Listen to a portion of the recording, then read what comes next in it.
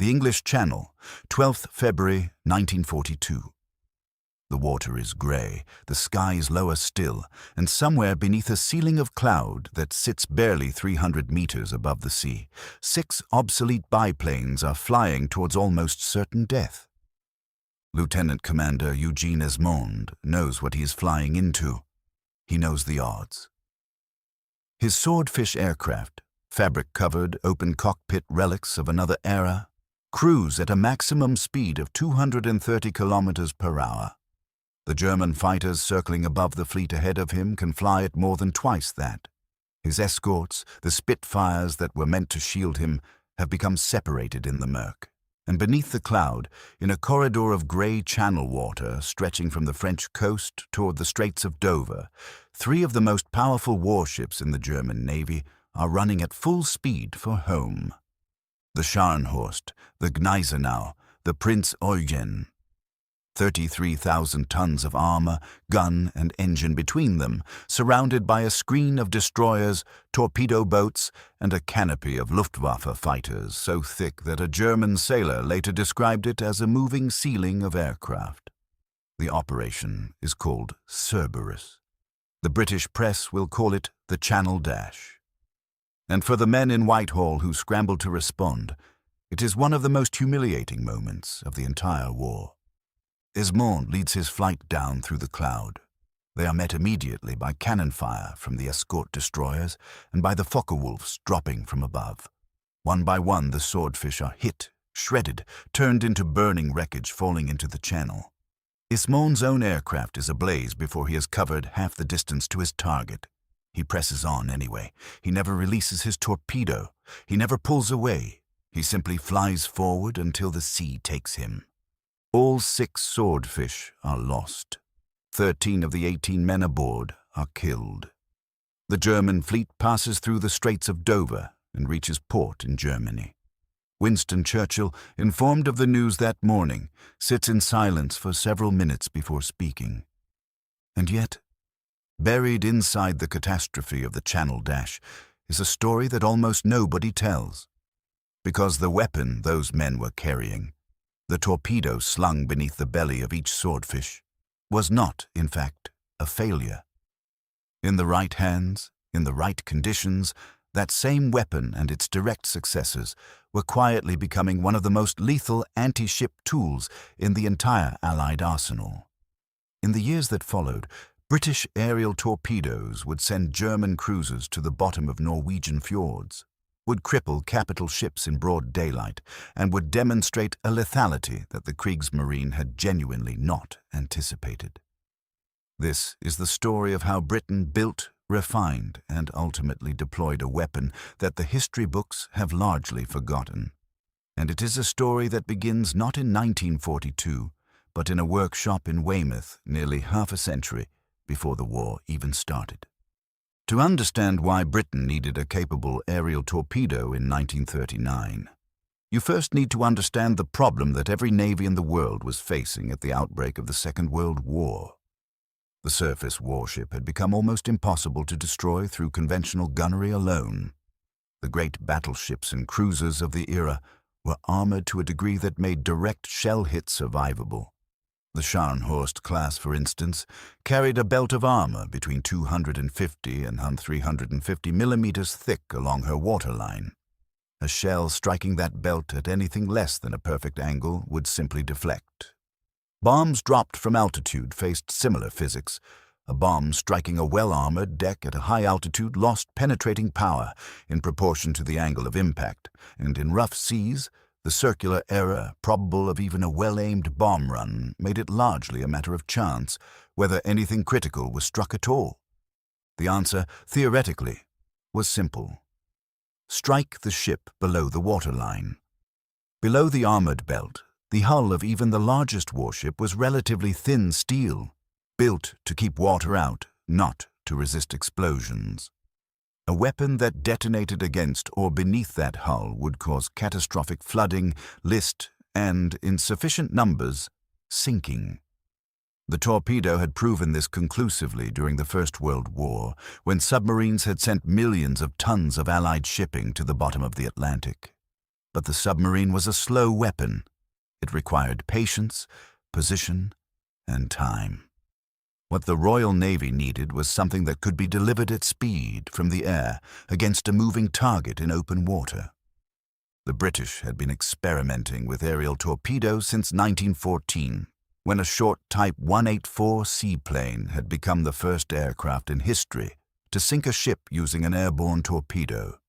But the weapons in use by 1939 were still fundamentally limited. The standard torpedo of the Fleet Air Arm at the outbreak of war was the 18-inch Mark 12, a weapon that was reliable enough in calm conditions but deeply sensitive to the manner of its delivery. Drop it too fast and it would dive and explode on the seabed. Drop it from too high and it would fail to maintain depth. Drop it at the wrong angle and it would veer off course entirely. The attack parameters were brutally narrow. An aircraft had to approach at low altitude, no more than 18 meters above the water, at a precise speed on a steady heading within a defined range band of between 500 and 900 meters from the target. Any deviation and the torpedo became, quite simply, an expensive piece of metal falling into the sea. The men who flew these attacks had, in the opening years of the war, suffered appalling losses to achieve results that were, in mathematical terms, modest. The arithmetic was brutal. If you launched 12 torpedoes at a warship under realistic combat conditions, accounting for enemy evasion, anti-aircraft fire, and weapon failures, you might expect 2 or 3 hits. And 2 or 3 hits, while capable of slowing or damaging a warship, were often not enough to sink her. The Bismarck had absorbed multiple torpedo hits before her final end. The problem was not courage. The problem was physics. The solution, when it came, emerged from an unlikely convergence of engineering disciplines working simultaneously at several locations across Britain. The Royal Aircraft Establishment at Farnborough was working on aircraft performance. The Torpedo Development Facility at Greenock in Scotland was working on weapon reliability. And at the Admiralty Torpedo and Mining Establishment, ATME, in Greenock, and later at its expanded facility, a small team of engineers was working on a problem that had defeated their predecessors for 30 years. How do you make an aerial torpedo that actually works when dropped under combat conditions? The answer lay in what engineers called the gyroscope assembly and the depth-keeping mechanism. The fundamental problem with aerial torpedoes was that when they hit the water after being dropped from a moving aircraft, they experienced a violent hydrodynamic shock. The transition from air to water created forces that would send the weapon plunging steeply downward before its own buoyancy and depth-keeping systems could correct. If those systems were too slow, the torpedo struck the bottom. If they overcorrected, the weapon would porpoise, oscillating up and down through the water, which both slowed it and reduced the reliability of its impact fuse. The team at ATME solved this through a combination of refinements that sound almost mundane in description, but were revolutionary in practice. They added a specially calibrated drogue system, essentially a small drag device attached to the tail of the torpedo, that slowed the weapon's entry angle into the water and dampened the initial plunge. They redesigned the gyroscope assembly to respond more quickly to lateral deviation, improving course keeping in the critical first 200 meters after water entry. And they modified the depth-keeping apparatus to account for the specific dynamics of a torpedo entering the water from an aircraft moving at speeds between 150 and 220 kilometers per hour. The resulting weapon, progressively refined through the Mark 15 and its variants, was tested extensively in the waters off the Scottish coast throughout 1941 and into 1942. Dropped from 18 meters at 155 knots, it would enter the water cleanly, stabilize within 40 meters, and run true to its set depth of 3 to 4 meters, precisely the zone below the armored belt and above the double bottom of most German cruisers.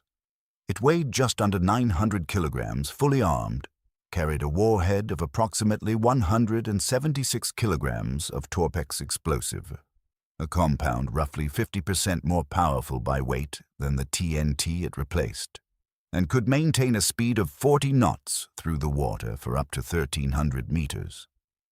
To put the warhead in perspective, 176 kilograms of torpex detonating against the underwater hull of a warship produces an effect roughly equivalent to a room-sized cavity being instantaneously hollowed out of the ship's side.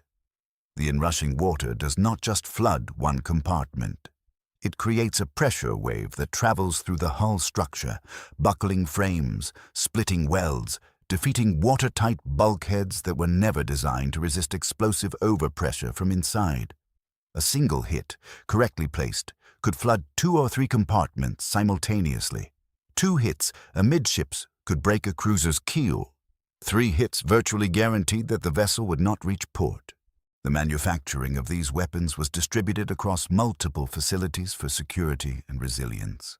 The main body was machined at works in the Midlands. The propulsion system, a complex burner cycle engine running on compressed air and alcohol, was assembled at a facility in Bristol.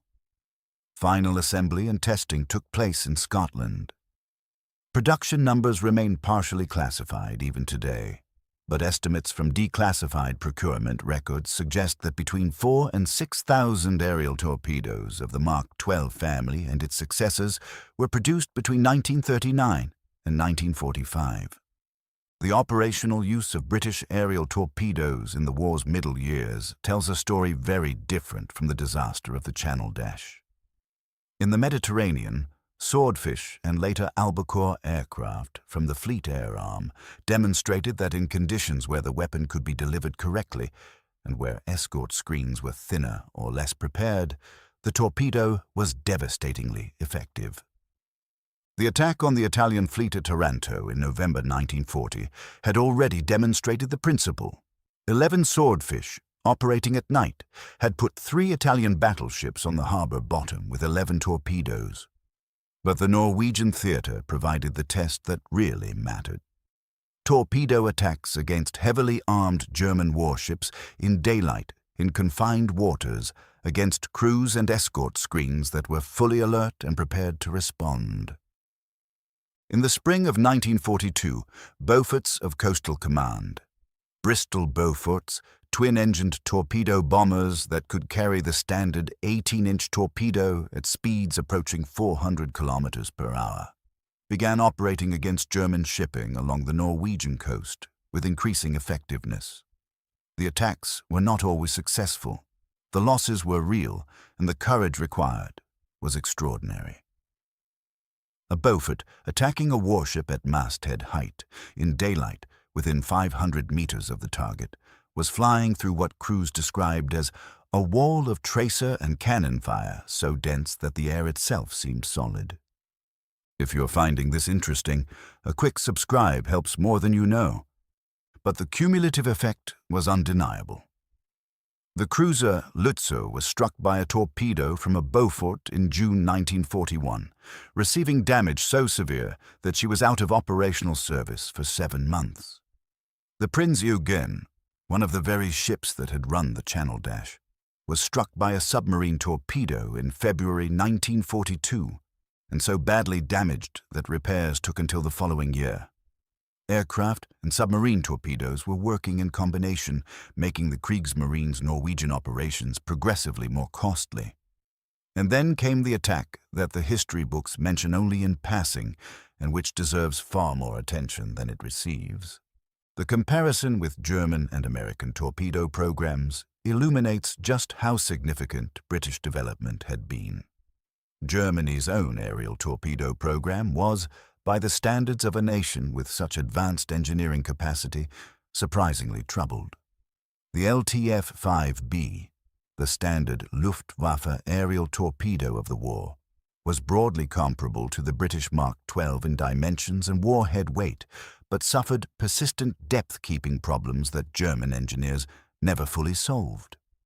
Drop trials conducted by the Luftwaffe Torpedo School at Grossenbrode produced failure rates that were judged unacceptably high even in 1942. The weapon required such precise delivery conditions that experienced crews described it as almost impossible to use effectively against a maneuvering target in open water. The Americans faced similar problems at the outset of the war. The Mark 13 aerial torpedo, the standard U.S. Navy weapon, was so unreliable in its early form that pilots joked it was more dangerous to the aircraft that dropped it than to the ship it was aimed at. Dropped from above 25 meters, it would frequently break apart on water entry. Released at speeds above 200 knots, it would tumble and run wild. The modifications that eventually made the Mark 13 effective, a drag ring around the nose, a plywood shroud around the tail, were not adopted until 1944, 3 years into America's involvement in the war. The British had solved equivalent problems earlier, and with less fanfare. What made the British approach distinctive was not any single technical innovation, but rather the systematic integration of weapon, aircraft, and crew training. The Torpedo Training Unit at Turnberry in Ayrshire trained crews in the precise delivery parameters that made the weapon effective. Pilots did not simply learn to fly.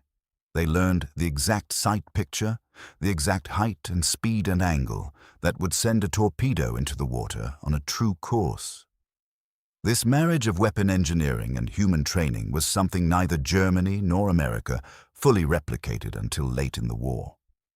The legacy of British aerial torpedo development is, like so many aspects of the war's technical history, difficult to quantify with precision. The weapon did not win the war.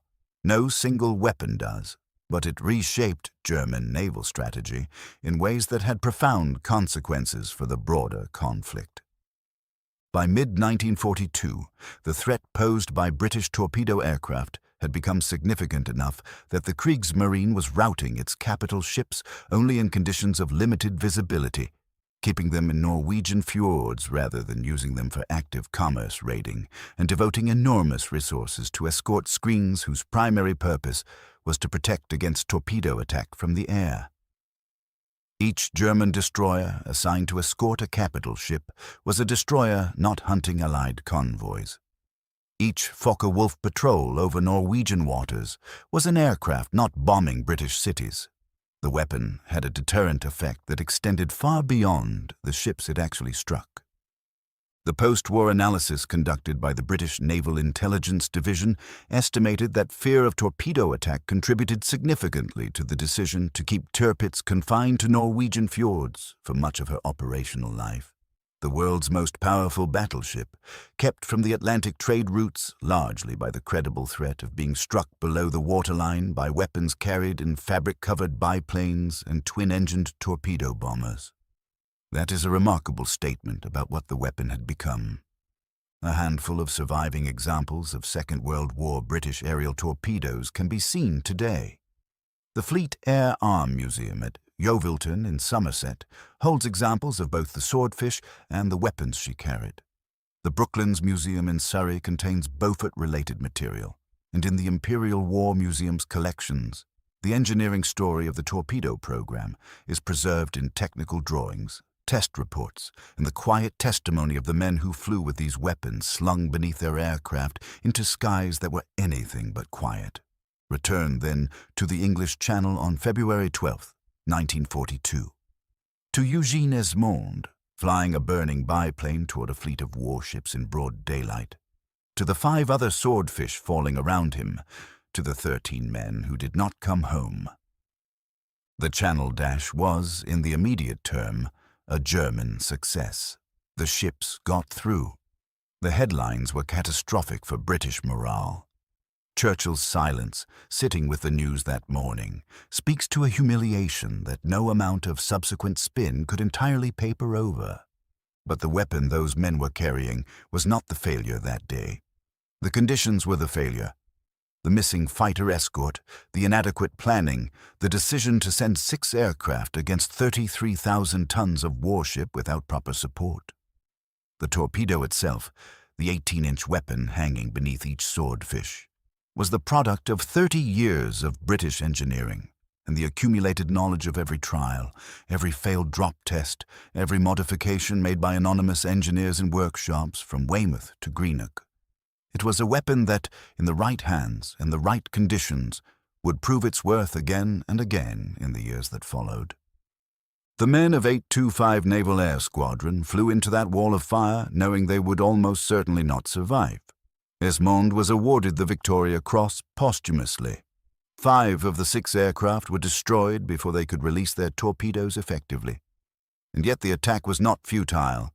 It demonstrated to the Kriegsmarine that the British would press torpedo attacks home regardless of the cost, which shaped German naval calculations for the remainder of the war. History remembers the Channel Dash as a German triumph. It remembers Esmond as a hero. What it tends to forget is the weapon, the carefully engineered, repeatedly refined, extraordinarily lethal instrument that those men carried into battle. The torpedo that Britain spent 3 decades perfecting. The torpedo that kept the Tirpitz in her fjord. The torpedo that sent German cruisers to the bottom of Norwegian waters in daylight raids that the Kriegsmarine had believed were impossible. 6 biplanes. 13 dead. A weapon that changed how Germany used its navy. The Channel Dash was a disaster. The torpedo was not. If you liked my video, please share your opinion in the comments box and subscribe to the channel. Also, turn on the bell icon so that the latest videos like this keep reaching you. See you in the next video. Take care and goodbye.